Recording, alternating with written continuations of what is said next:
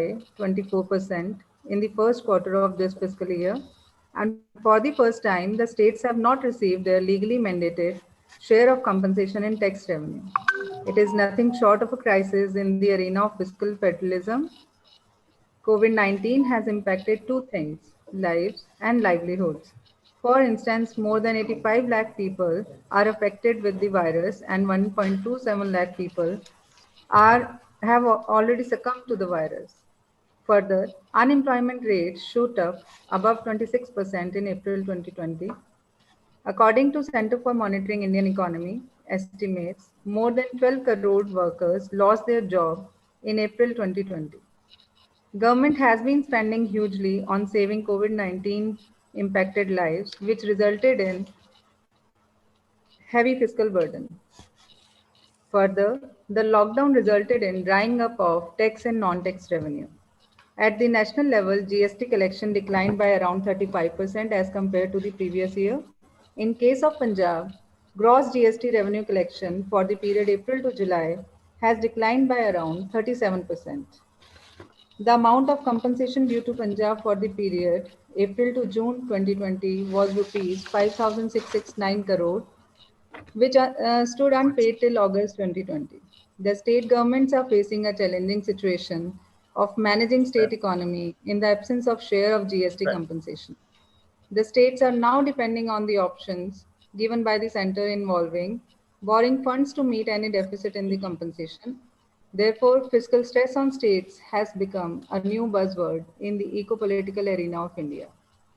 To have deeper insights on the issue and understand the fiscal crisis faced by the states, we are honored to have with us a renowned academician and an accomplished policymaker, Honorable Minister for Finance and Core, Government of Kerala, Dr. T.M. Thomas Isaac.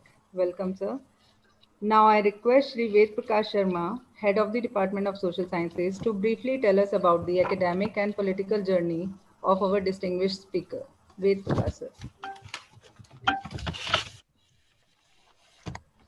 Honorable Finance Minister, Government of Kerala, Dr. T.M. Thomas Isaac, respected Principal Dr. Kashwinder Kumar Ji, distinguished participants and dear colleagues and students, I welcome you all today in this online event. I am honored to introduce today's speaker, although he does not need any introduction since he is one of the most dynamic leaders in India in contemporary times. Dr. Thomas is currently holding Finance Ministry in Government of Kerala. He has been elected 4 times to Assembly.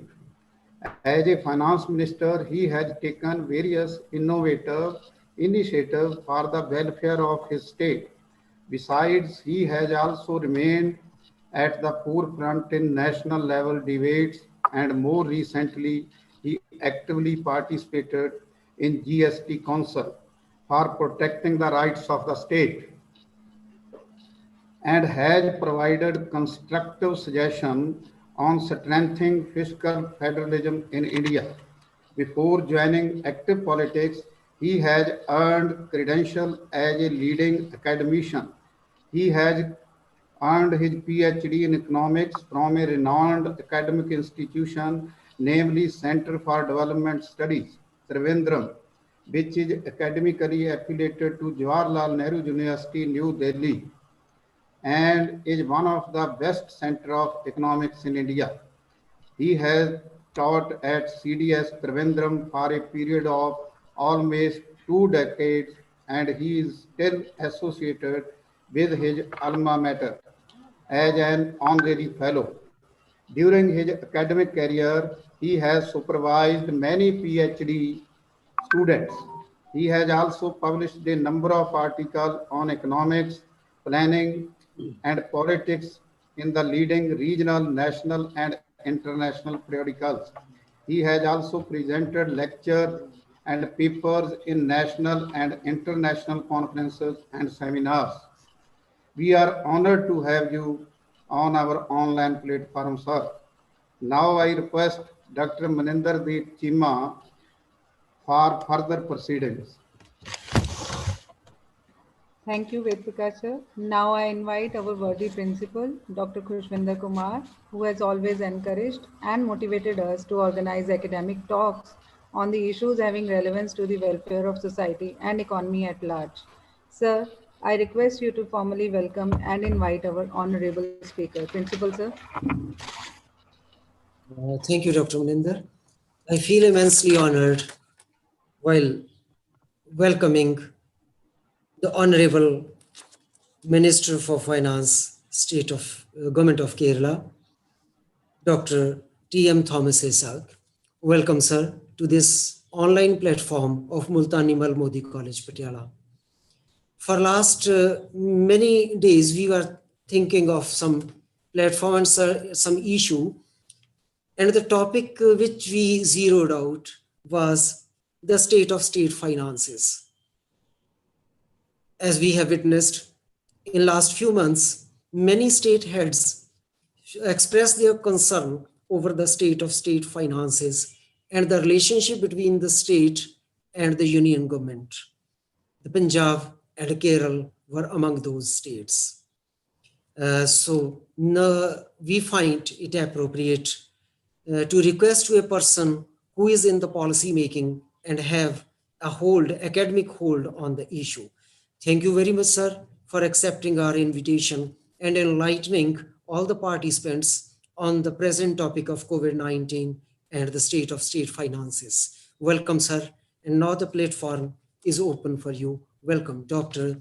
T.M. Thomas Isaac. Thank you, Dr. Kushwinder Kumar, Dr. Maninder Deepachima, Sri Ved Prakash Sharma, and other dignitaries participating in this webinar, and dear students. Now, I shall not bore you with numbers, statistics, but I shall try to delineate the logic of COVID, its economic impact, and how should a government, whether the center or state, respond to it. So this is the broad theme I shall try to develop. So let me start with the nature of this disease. Already Dr. Maninder has reflected on that to a certain level. This is an epidemic. What does it mean? It means it spreads very fast. And its reproduction rate, RO rate, is fairly high. That is, suppose you get I got the disease, all right. I had been down with the COVID. In fact, I'm recovering from that. So if I get that I got the disease, to how many people shall I transfer the disease, spread the disease? Now, if it is more than one, every person who gets disease, say, contaminates more than one person, then the spread will be very rapid. Suppose it's 2 and so on, it will result in exponential growth. Suppose it's 2, one person sick, next step would be 4, next will be 8, 16, 32, like that, exponential growth it will be. Suppose it is 1, then the spread will be slow. Suppose it does not spread from one to another, then there is no spread at all. Now, nature of COVID is that it spreads very fast. The RO rate is definitely more than 1. In some countries, nearing 2, but definitely more than 1. And therefore, a key feature of this disease epidemic is that it spreads very fast. Second, but it has no medicine, it has no vaccine so far. All over, pharmaceutical companies and countries are trying to uh, say, find a vaccine to prevent the spread. But so far, they are on the horizon, but none has been discovered. So, how do you prevent the spread? That's a key question. There is only one way. You keep physical distance. I don't say social distance because I don't like that word. In India, with this caste system, saying social distance, it has very bad connotations. So in Kerala, we always say, keep the physical distance from each other. You wear mask, you use sanitize your hands, and keep physical distance from people. That's all. There's no other way. There's no other solution. So the preventive medicine for the COVID means you distance from each other. Okay, that's my first point. This is all. This is the nature of the disease. But then what is the nature of our economy? Our nature of our economy, modern economy, is that it is increasingly integrated with the rest. The states in India are integrated with each other. We purchase commodities from one state, sell to others. Kerala is an extreme case where we say export around 65 to 70% of our domestic production and import around 70 to 75% of our consumption. Now it is very different from, say, Punjab economy. You produce food grains. We don't produce food grains. We produce only 15% of our food requirement. We grow commercial crops, which are all exported out.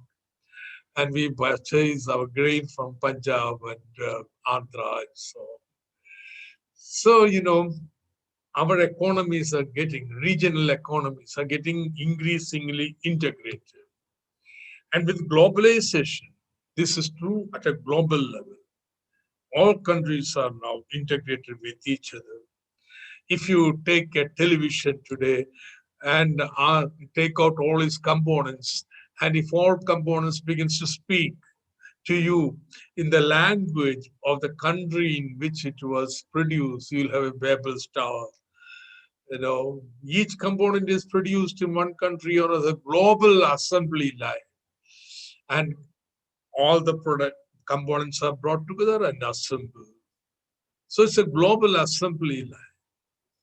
So there is huge expansion of trade. Also capital. Capital moves from one country to another. And also migration taking place large scale from one country to another. So the nature of modern economy is that it is increasingly integrated. You can almost find a self-sufficient country or self-sufficient village, let alone. So now we have the scene. You have the nature of the economy, which is increasingly integrated with each other. Then you have the nature of the disease by which you have to distance from each other. And that creates a tremendous conflict and disastrous impact upon the economy. I hope you understand what I'm saying. The nature of the disease disrupts modern economy. It's true for advanced economies, or less developed countries like ours. Everywhere. This disease is a highly disruptive impact on the economy. What would happen? Since the industries are all integrated, it depends upon the import of raw material from other country or other states. For example, let's take commodity which is in most in demand today, medicine. The pharmaceutical industry all over the globe is dependent upon import of raw material from China.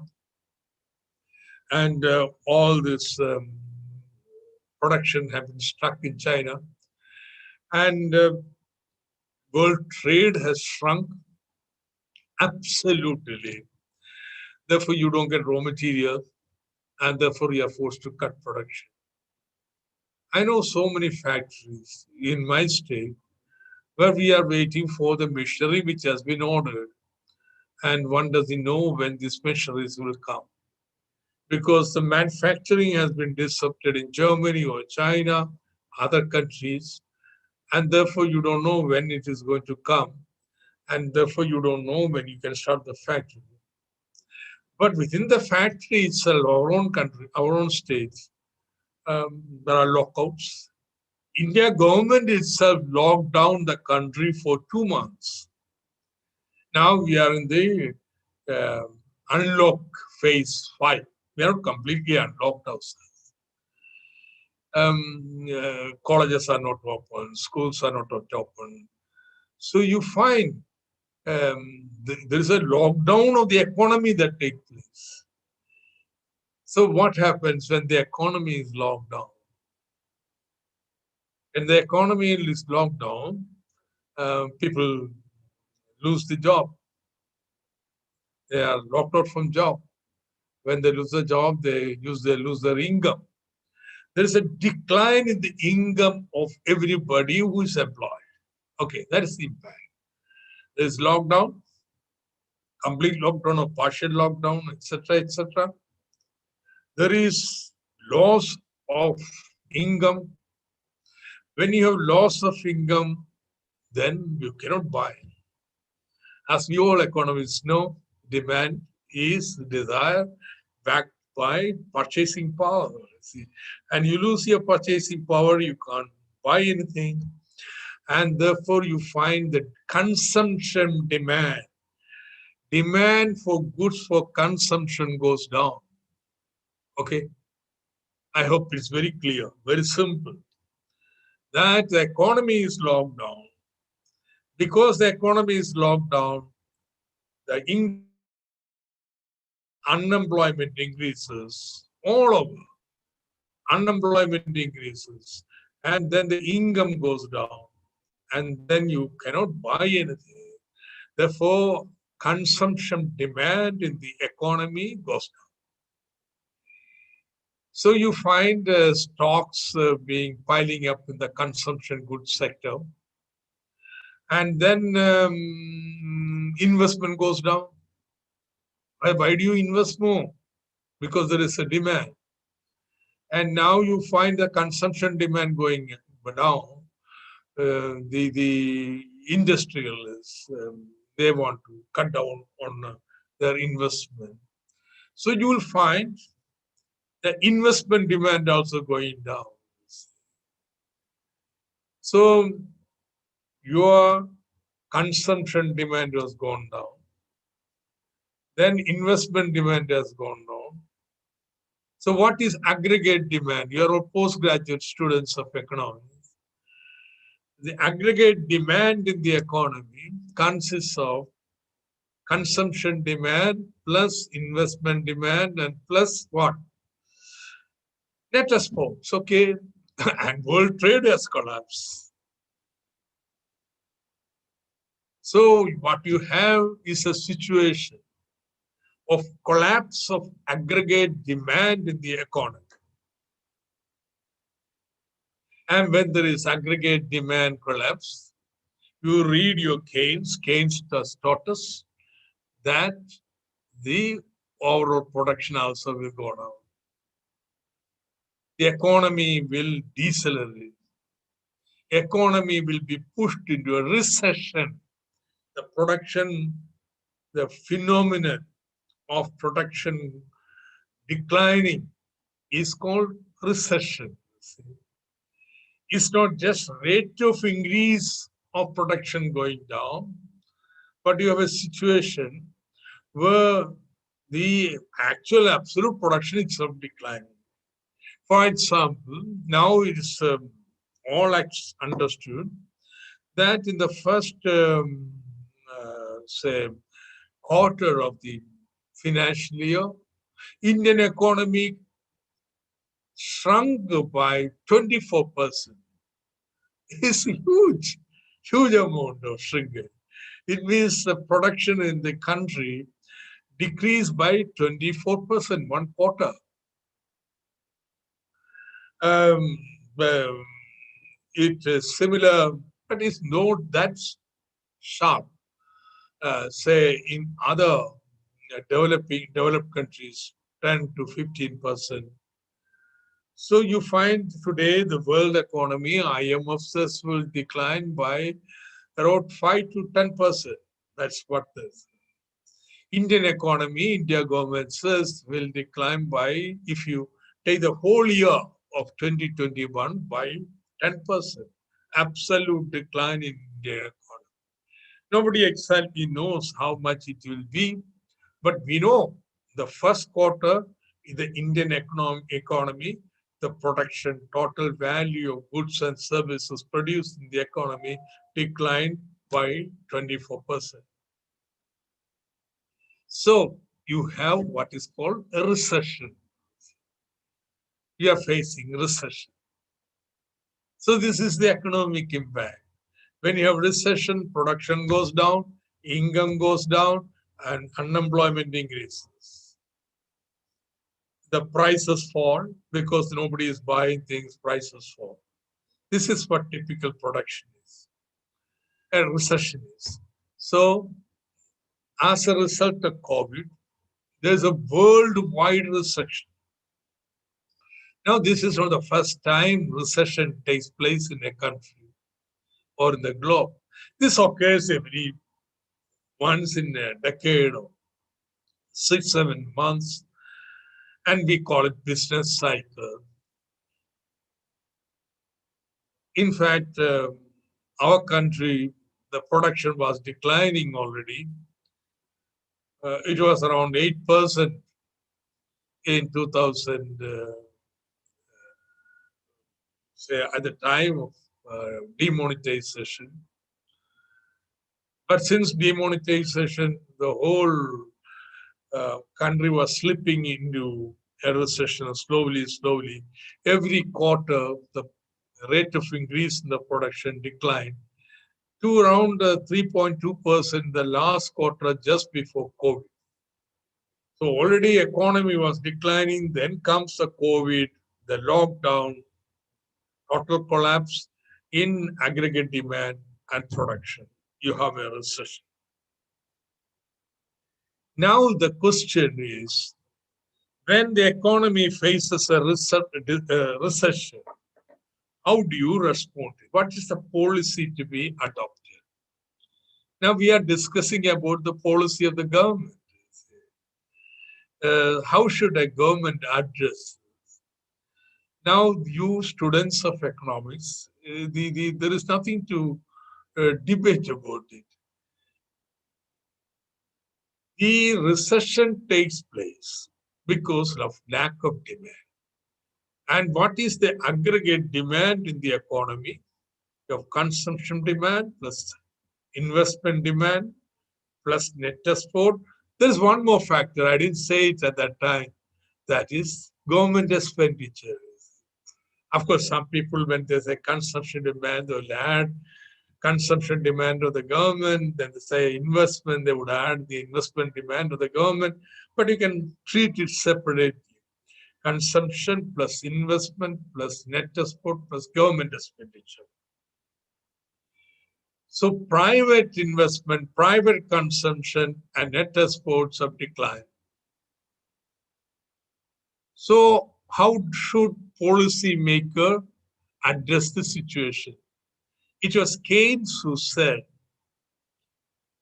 now in such a time, government should spend more. Before Keynes, those of you who have read general theory of employment, please look at the first chapter. You have Keynes demolishing the pre-Keynesian fallacies. The most important fallacy is when the income of a person declines, then rational action of the person would be to reduce consumption. This is expenditure. It will be foolish. When you lose your job, you borrow and spend more and more. You may go bankrupt. You may become chronically indebted. Uh, Therefore, individuals, it's a wise decision.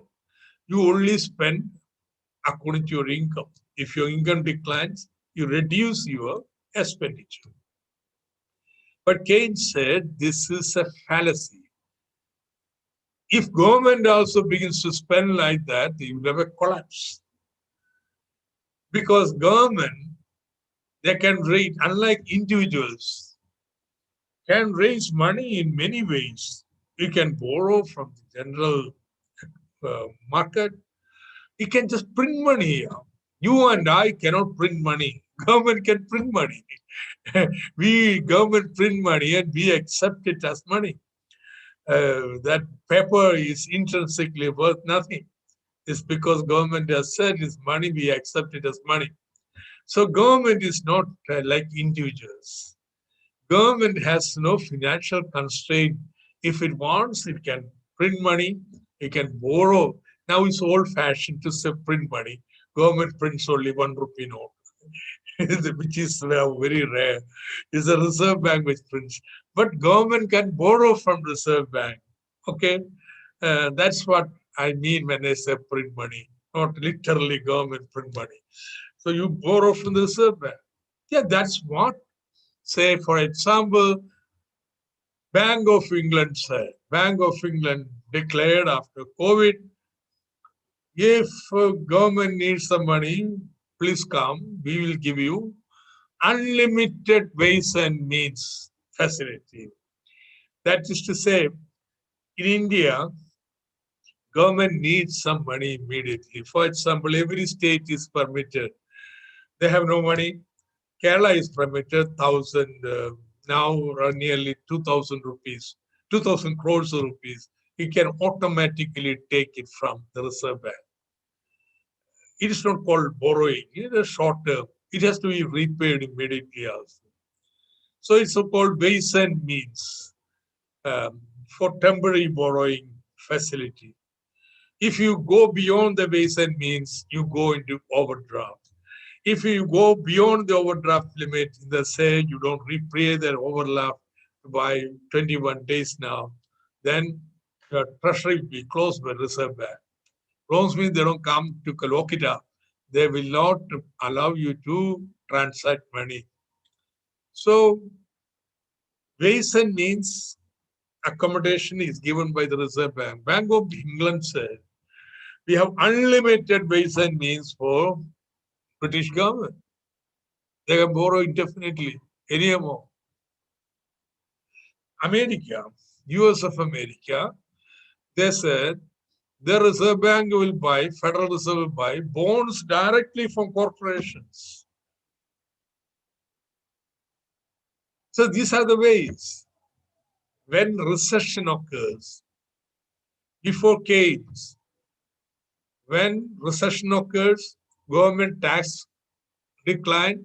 When tax decline, everybody used to say, now government revenue has come down, therefore don't spend, cut down your expenditure. When government expenditure is so cut, aggregate demand will fall further. Aggregate demand consists of consumption plus investment plus net export demand plus government expenditure. Now first three has come down.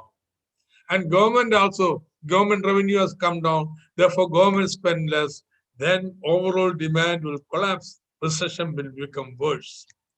Therefore, Keynes said, you have contra-cyclical spending. When production goes down, recession sets in, government must have deficit.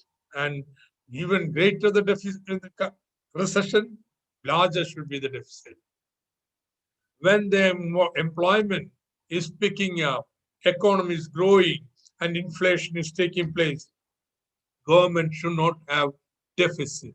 It should have surplus economy. So whether you have surplus or deficit, there is nothing inherently good and bad. It would all depend upon the actual context. That's what Keynesian is doing. So you have a recession. So what should government do? What should be government policy?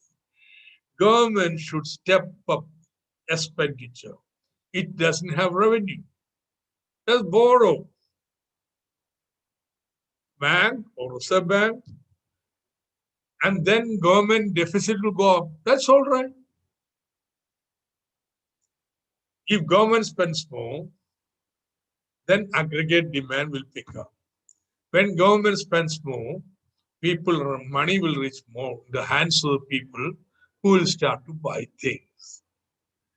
So the proper government response is increase the government deficit and expenditure, pump in money. Okay, now that is one. We are logically going forward. The nature economy, integrated. Then you have COVID, disruptive. And therefore you have recession. And in a recession, my key argument is government policy primarily must increase expenditure. Now there is Reserve Bank. Reserve Bank, what it should do? It should reduce interest so that people feel like investing more. When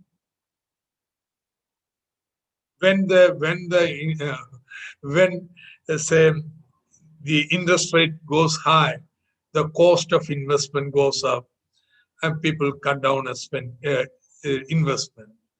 When investment, say, in the interest goes down, you feel attracted to increase your investment. So you have two policy instruments. One is fiscal policy, how much government should spend.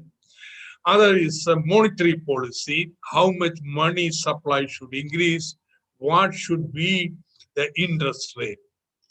So now theory, economic theory, it is very clear. When recession takes, fiscal policy should push expenditure, increase deficit, and monetary policy should support. And monetary policy should increase the money supply and decrease the interest. And Reserve Bank has been doing this. They have been, last time, just this quarter, they did not reduce the interest. But otherwise, they have been reducing the interest. Interest have been brought by 2.5%. They have also increased the money supply, say reducing the cash reserve and liberalizing the lending programs and so on. So monetary policy has been expansive. But monetary policy is not sufficient. Now repo rate is less than 3%, 3%, a little more. In America and so on, the interest rate is 0. In Japan, it's negative. If you put money into the bank will direct an interest from you. That's a negative interest. So once you reach there, you cannot do anything with the monetary policy. So after beyond some level, monetary policy becomes ineffective. Therefore, my argument is it is very important that your fiscal policy is a complementary to the monetary policy. Now, my criticism against the central government is they have been very conservative. The recession, decline in production is 24%. According to IMF, actual additional budgetary spending for the stimulus package is just 1% here. Others are all saying that banks have money, you go to the bank, bank will lend you. Okay, that's all. Hey, MSME people, you can go to the bank, bank will lend you. Government doesn't have to give any money to the bank. Or all that you have budgeted in the speech, you have budgeted in your annual budget. Well, spending that, it's the most timid stimulus package in the world. There are three types of countries. One is developed countries. They have been spending free, every one of them. You go to America, US, why did Trump get so much vote? Let me tell you one thing. He has been helicoptering money to everybody's pocket. You see, anybody who loses a job, government gives you money. Not unemployment allowance, virtually the salary that you lost. The same is for Britain. US can do that. I am not saying India government do that. US can do that because if they print the dollar, the world will take that dollar. Yeah? Everybody thinks dollar is as good as gold. So everybody, they only have to print dollar and dollar more money. It gets absorbed in the global economy. India cannot print note like that. There's a limit. Therefore, I won't say you spend like the developed countries, etc. No, that's not my argument. But you have developed countries that are addressing the recession boldly by very bold large fiscal stimulus.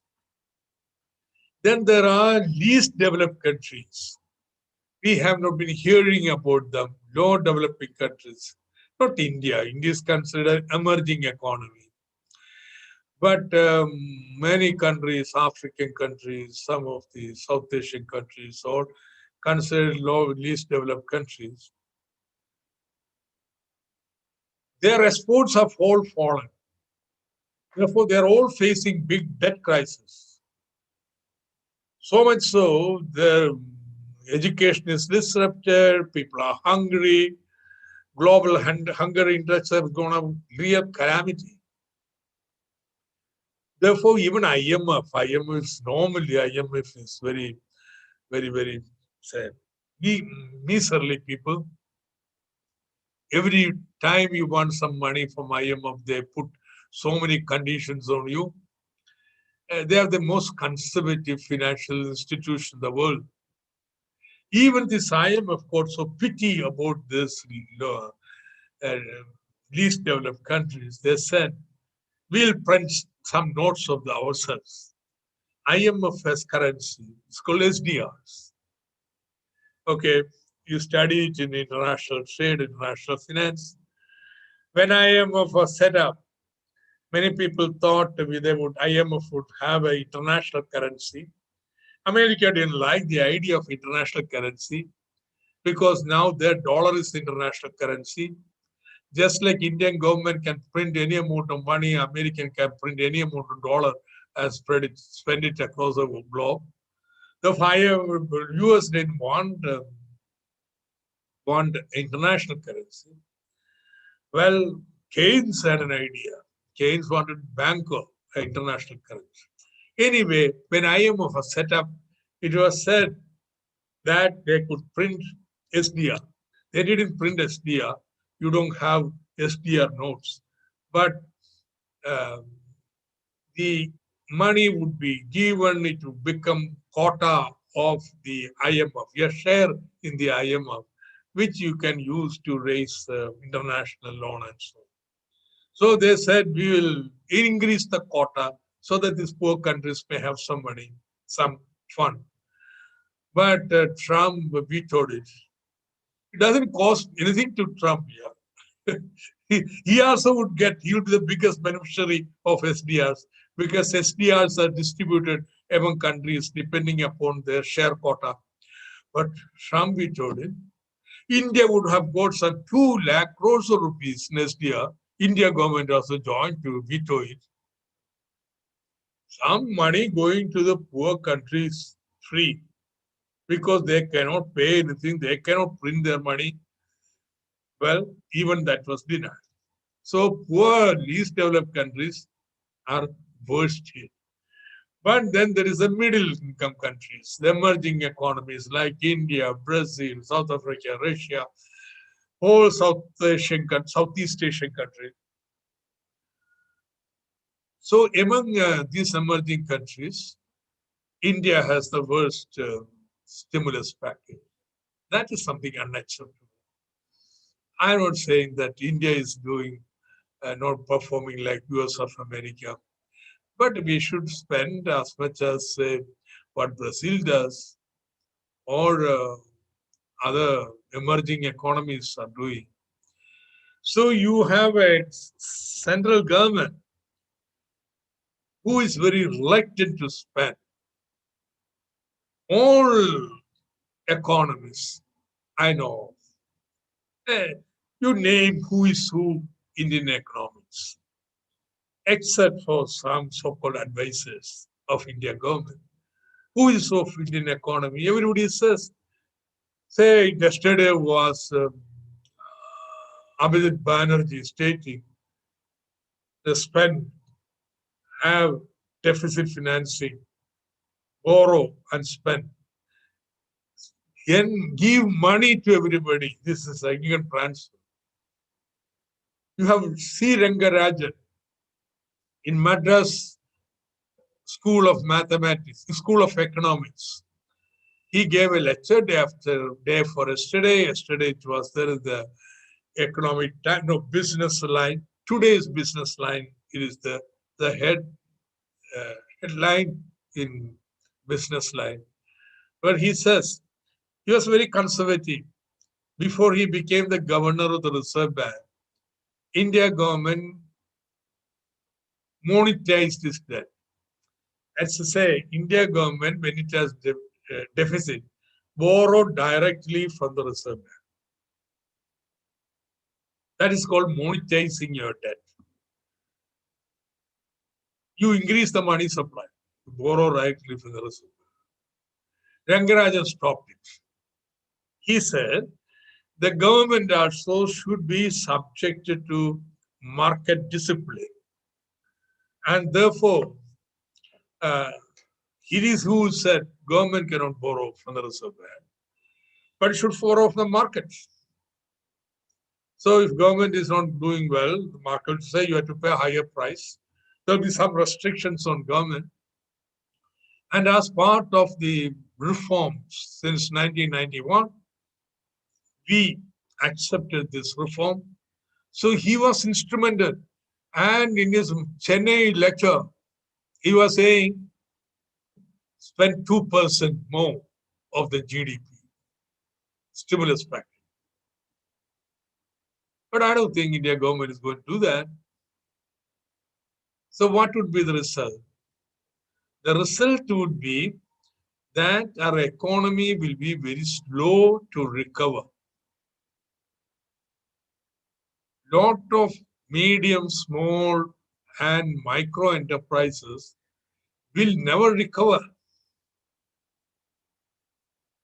See, now you find in the economy there is no money. Small enterprises sell in the local economy. People don't buy, therefore they close up. It is not that after a few months or few years, government, the economy picks up, all these people, small units will fold it up, will get resurrected. No. Take demonetization.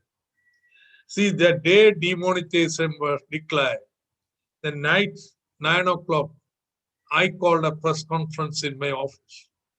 So I think I was the first to have a press conference against demonetization. My press conference was around 9:30 in my office. I told, this is crazy. That's what I said.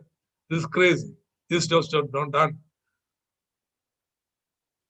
That's to say, we are following neoliberal policies. What is the essence of neoliberal policy? Is Milton Mann's monetarism. What is monetarism? Monetarism tells you, you don't play with money. You keep money, stock of money in the economy as a constant proportion of your GDP. Don't follow Keynes. Increase the money supply, decrease the money supply. Don't do that. That's the lesson that Milton Friedman learned from his monumental work on the monetary history of United States. So monetary theory, monetarism, not monetary theory, monetarism tells that you don't play with money. You keep it as constant proportion. Here is ardent advocates of monetarism, neoliberal, not playing with money, just removing the money from the economy. There is nothing strange than that. The whole economy will collapse.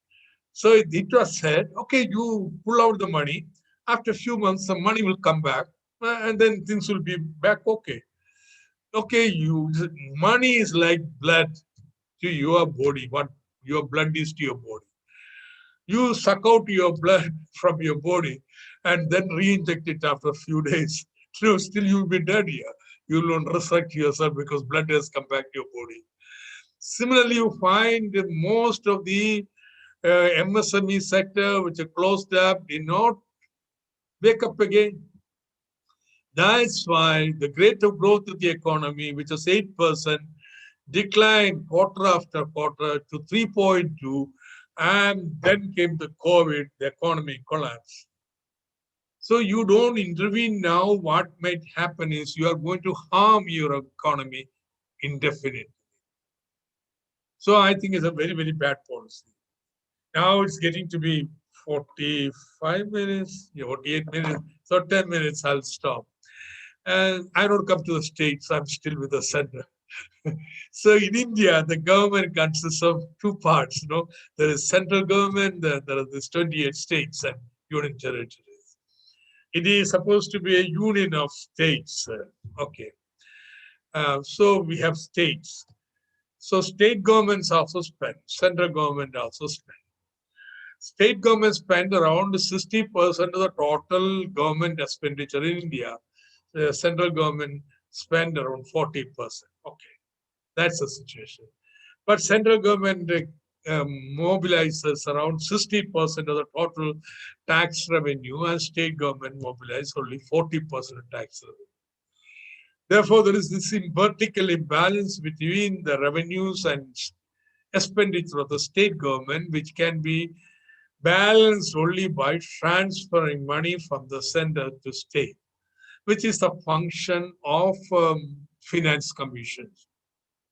So center transfers some money to state government. And if so, and second, if state government wants to borrow, it has to get the permission of the center. Without the permission, states can borrow. Now with GST has come, state government's GST revenue also depends upon what central government decides, the rate of tax and so on. Now we were all very unwilling to go into GST because we are going to lose our taxation power. But then the central government said every year we'll guarantee 14% growth in the GST revenue for 5 years. Our VAT tax was increasing only by 10%. So it looked very attractive. At least for 5 years, you're going to go with 14% increase. Suppose you don't, the GST revenue does not increase by 14%, then what happened? Then they said, we will compensate you for the loss. So now COVID has come. What has happened? GST revenue has collapsed. People are not buying things. States revenue has collapsed. But central government is saying, we won't give you the full compensation now. He'll give the full compensation only after COVID is over in 22. The state government cannot borrow without the permission of the center. And therefore, the state governments are forced to cut expenditure at a time when the need for expenditure is increasing, not only theoretically, the Keynesian policy, but actually the pressure. For example, Reserve Bank, I hope that's only reading list I would propose to you, has just recently State of the State Finances as their annual report of the state finances has been published. And this year's state finances deal with impact of COVID. And impact of COVID, they said, is a collapse of revenue, but health expenditure is ballooning. Central government does not run any hospital. The state government runs. And in my state, unlike other states in India, we have spent more and more on hospital and education. It's not now. It has been so for long. So half our budget is for education and healthcare. Say all our primary health centers have now OP in the morning and in the evening. Each one of them has at least 3 doctors, lab, pharmacy, and so on. We have been expanding even the COVID time. We are setting it up. We are spending upon huge amount of money, 4,000 crores, on increasing our tertiary and secondary health sector. We have been spending heavily on education. All the classrooms are digitalized. The teachers teach in the schools. Teachers use internet connectivity, LCD projector, and laptop to teach. And we are spending huge amount of money, again around 3,000 crores in the last 5 years, to build up the school buildings and so on. So health expenditure is ballooning. Secondly, people have lost their income. In Kerala, there is tremendous pressure. People are very organized. Therefore, they would demand. Now we have lost the job, give us food. So, do you know what I've been doing? We have free ration. We don't take money from anybody except for the APL 2 rupees per kilo. Every month, a free kit of grain, not grains, of pulses, sugar, tea, condiments are given to every household. It costs some nearly 1,000 rupees, 1,000 crores rupees. So you have rice and condiments, you don't go hungry. You can eat. That is guaranteed to everybody. We don't have income transfer, that is too costly for us. But 55 lakh people receive pension payment of 1,400 rupees a month. Almost everybody who's over the age of 60 has this income transfer, monthly income transfer. And that's something pretty good here, some 15,000. India government thinks of payment of transfer of 6,000 rupees. So there's a huge expenditure taking place. We have been sending money to, for example, consumption loan to all APL, BPL families. And this period, we have given nearly 2,000 crores of consumption loan. We have very powerful network of women self-help groups. Therefore, it's very easy to manage money from the banks through the self-help group to women. And now online classes are the rule of the day. And therefore, what we are doing is we are providing laptops for every child, not free. They have to repay in 3 months' time, 3 years' time. So it's also a loan. upfront loan, interest is borne by the state government in both cases. Therefore, you find the government expenditure is increasing very rapidly. Revenues have shrunk, and central government refused to compensate. So this is a very difficult situation. Very difficult situation. Many state governments have already cut their expenditure. Some state governments don't pay the full salary, and so on and so forth. The payments to small firms, etc., by government stops. So if government expenditure shrinks, then what happens? The economic collapse worsens. So all that I want to conclude my lecture is that I'll restate my arguments. The nature of the disease is such that it disrupts the economy by definition. And this creates a big economic recession globally and even in our country. In such a recession time, it is the bounden duty of the government. Liberalize your monetary policy, liberalize your fiscal policy, increase the expenditure. But India government is very timid, is not spending enough.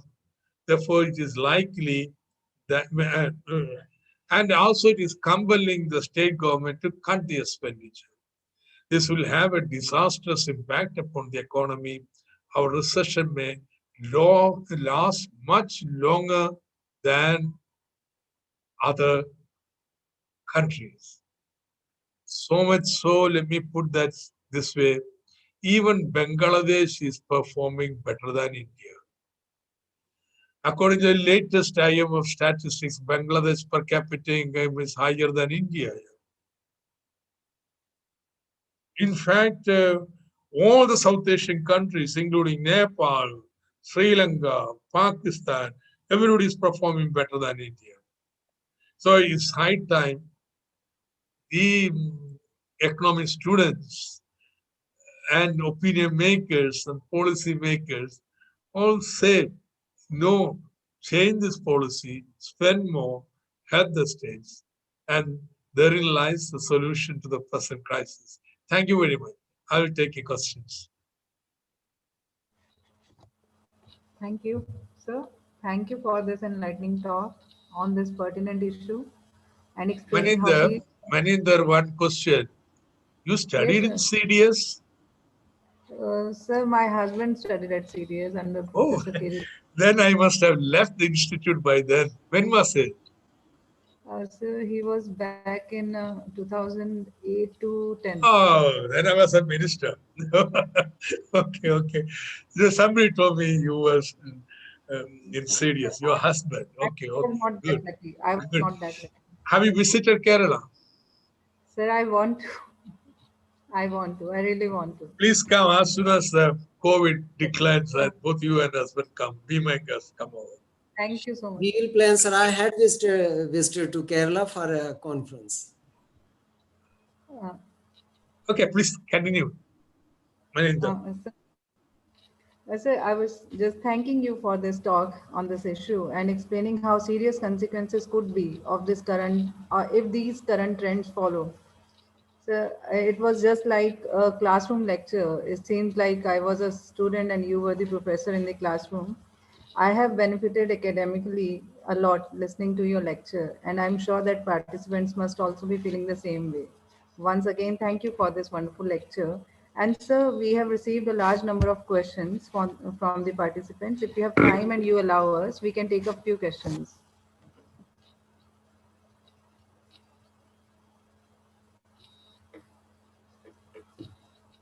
So my voice is coming to you. No, I can read any message. If you put in the message box, I can read and I can respond. Okay, sir.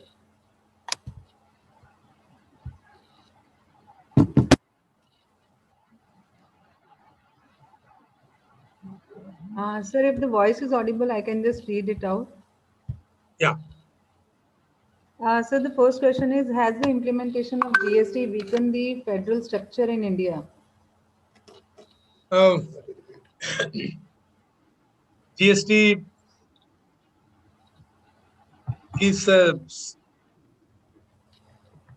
sound concept. It prevents cascading of the tax burden. That's a big advantage.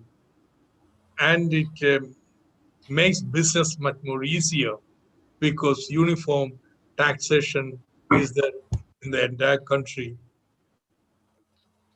Therefore, but it has this problem. The states lose the taxation power. Say, I told you, we are spending much more on social security, education, healthcare, and so on. Our ideal countries are Scandinavian countries, welfare countries. But welfare countries like Scandinavia, they spend around, collect by tax around 40% of the income of the people as tax. But then they give a lot of benefits to the people. I cannot aspire to be a Scandinavian country collecting 10% of my GDP, 14%. Now under GST, I can't collect more taxes. That's my autonomy in my regional development disappears. Therefore, I have been arguing that you have GST, but flexibility must be there. States must be allowed to change the rate of SGST, which does not affect other states. That has always been my argument. Secondly, I've been arguing instead of 50% for the GST, states must be given 60%. But these are not being heeded. Now the problem is that implementation has totally failed. Because, say, the IT backbone, you cannot implement GST without IT, very powerful IT network. For the simple reason, the tax, I buy a good from Punjab and bring it to Kerala. The tax I pay in Punjab will have to be transferred to Kerala. Okay, that's the principle of GST. Now, without a powerful IT backbone, you cannot do this. Now, we are still setting up the IT backbone. So the implementation has been very poor. As a result, the GST revenues have not picked up. As the next question is about they're asking about your views on borrowing option provided by center to states instead of dispersing the GST share to states. Is it the borrowing option that center has given? Yeah. So center has promised to pay compensation to the states. Now they're saying postpone the compensation. And states for compensation, they should borrow. So we have been opposing. Punjab government has taken a very strong position against this. Kerala has also taken a very strong position. We have been saying the capacity to borrow is much higher for the center, therefore they should borrow. Secondly, when center borrows, they can borrow from the state, from the Reserve Bank at a very cheap rate. If states go to borrow, they will have to pay a very high rate. See, because I had a stimulus package, I spent a lot of money in the initial months of COVID. I went to borrow nearly 6,000 crores of rupees in the first month itself. I had to pay 8.5% in interest, much higher than the market rate. So our position had been that center should borrow. These are reasons we said the capacity to borrow, the administrative ability to borrow, and also terms at which can borrow from the market is much better. And they are duty bound to borrow and give because they promised in the law. But now the central government has finally, after a very strong letter, particularly from Punjab chief minister and other ministers, chief ministers, they accepted. Central will borrow and give. But they are saying we won't borrow full amount, but we will borrow part of the amount and give you now. Rest, you have to wait for 2 years. We have been protesting, but I hope the Punjab finance minister will return from his campaign and so on. We have then talk to him, and we will have to. We cannot continue like this without borrowing. We don't have money. We cannot print notes like central government or sell public sector like federal government. Therefore, we'll have to compromise. Well, we will discuss and compromise and get whatever we can and get our governments running. Sir, next question. They are asking about, they're saying that GST clause on compensation to states for 5 years starting from 2017 is completing in 2022. What options are available to states after that? That's one uh, D-date. D-day, all the states are nervously looking upon after 2023. All their incomes are going to boom, fall. So my stand has been before that the rates must be revised so that such an income fall can be prevented. That's my question. My stand has always been the GST rates are not revenue neutral. And because if what is the meaning of revenue neutral? A number of state and central taxes were subsumed into GST. If you take the total tax collected before GST and after that, the new rate should be as much productive as the old rates. But unfortunately, we have cut the GST rate so sharply, it has ceased to be. Therefore, I will argue in the GST Council that they have to raise the rates. But I'm not arguing like that now because it is a recession time. Secondly, the administration is only being set up. So how do I know that the collection won't increase tomorrow when the administration is better? So I will keep my fingers crossed, look at the experience of next year, and then decide.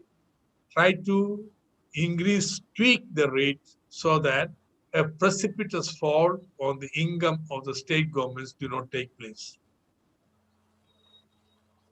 Thank you, sir. We have already taken our share of time from your busy schedule, and now time does not allow to take any more questions, as you have other commitments as well.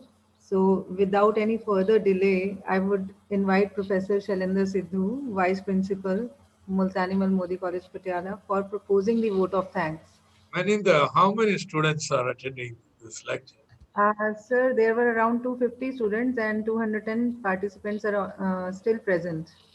And so we have principals, professors, assistant professors as well from industry as well. We have some representations.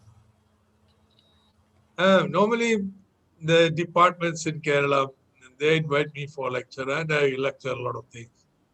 But it is the first time that somebody from North India is calling me. If Chennai and so on departments do call me. So that's out of curiosity, I accepted it.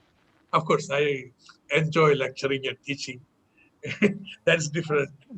But anyway, thank you very much for giving this opportunity of knowing you and so on. And all of you are welcome to Kerala. It's not very difficult to spot me in Kerala. And I'm very friendly character, so you can come. Okay. So welcome to Kerala. Thank you very much. Thank you.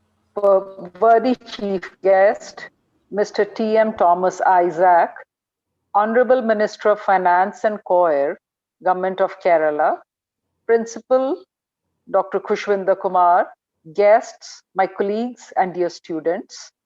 I feel greatly honored and privileged to get an opportunity to propose a vote of thanks on behalf of the management, principal, staff, and students of Multanimal Modi College, Patiala on this momentous occasion.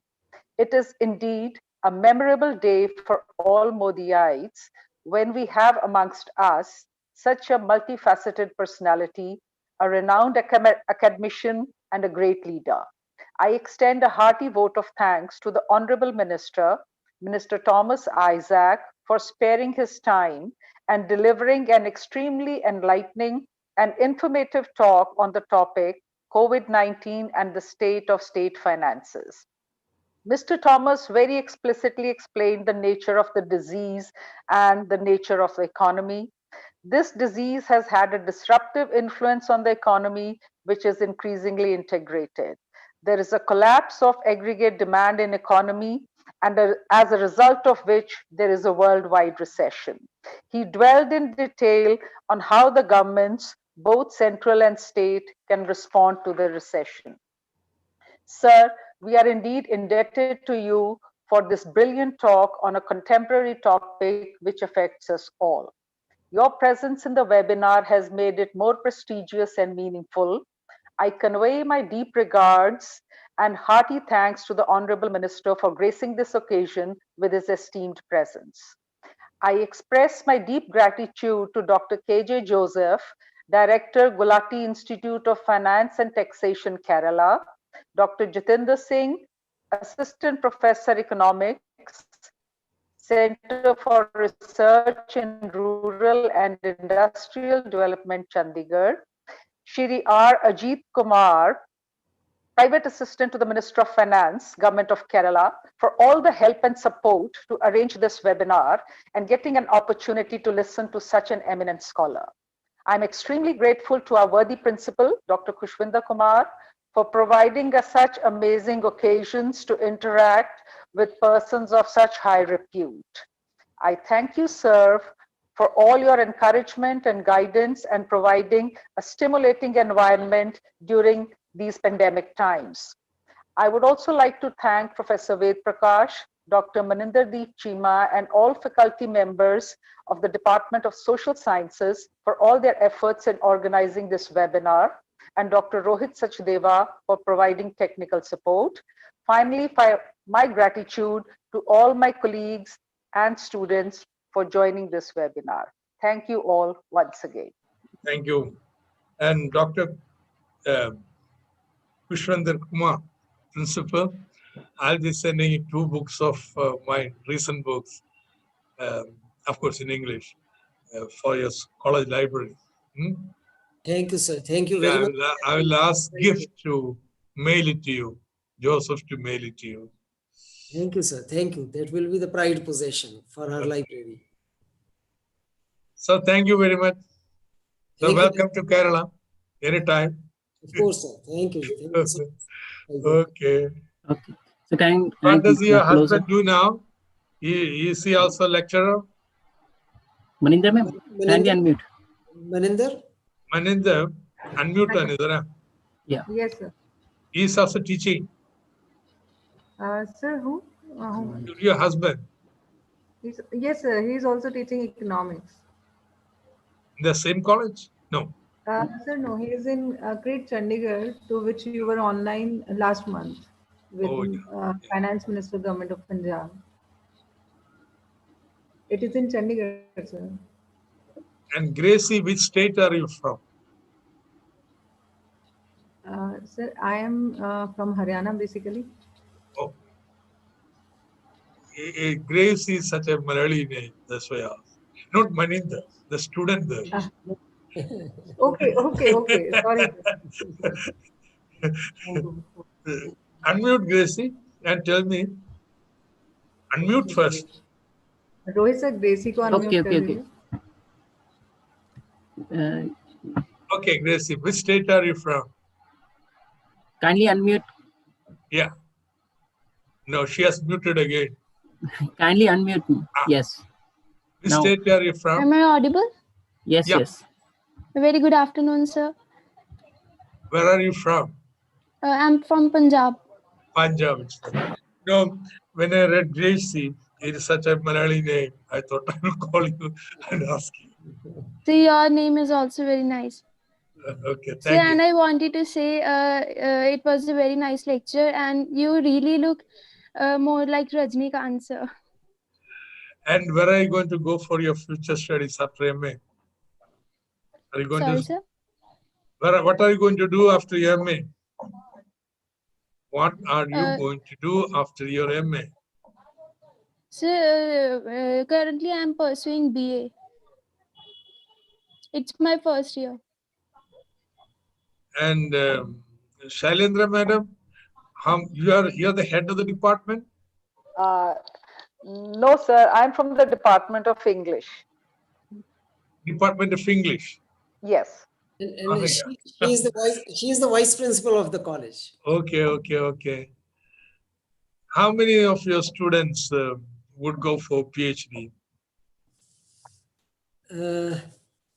Sir, actually, very few students, because we are having the undergraduate program only right now Yeah. in the subject of economics. Though we are having post graduation in commerce stream only, MCOM, and many of the students from MCOM opt for research and PhD. Now, I was also wondering how I got invited. When Shailendra madam spoke, I understood. So it must have been from that joint seminar, webinar we had on GST, Center State. I think, what was it on? So it On was on GST, jointly with Punjab. Sir, otherwise also you are a very prominent speaker at various national and international level debates. So No, that one in the reason that we are exciting. I know. I am not in the textbook, more at policy level. But anyway, good. Maybe sometime if I wander through Punjab, Of I'll course, drop in here to college. Thank you very much. I take leave. It it's was very honored to have nice you. the time with you. thank you, sir. Thank you so much. Oh, Thank you. thank you very Can, much. Thank you, sir. Thank you very much. can I end the session?